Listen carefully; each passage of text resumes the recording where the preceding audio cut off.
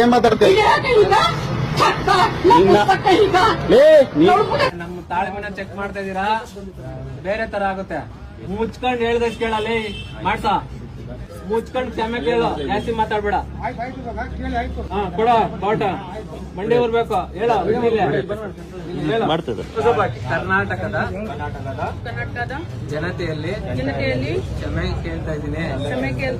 ನಿನ್ನೆ ಒಂದು ಹುಡುಗನಿಗೆ ಕೆಟ್ಟ ಪದಗಳಿಂದ ಬೈದಿದ್ದೆ, ಕೆಟ್ಟ ಪದಗಳಿಂದ ಬೈದಿದ್ದೆ. ಇನ್ ಮುಂದೆ ಕರ್ನಾಟಕದಲ್ಲಿ ಎಲ್ಲಾ ಕನ್ನಡಿಗರಿಗೂ ಮರ್ಯಾದೆ ಕೊಡ್ತೇನೆ. ಆ ರೀತಿ ಏನಾದ್ರು ಆದ್ರೆ ಇಲ್ಲಿಂದ ನಮ್ಮನ್ನೆಲ್ಲ ಬದ್ದೋಡ್ಸ್ರಿ. ಅಭಿಮಾನವೇ ನಿನ್ನ ಉಸಿರಾಟವು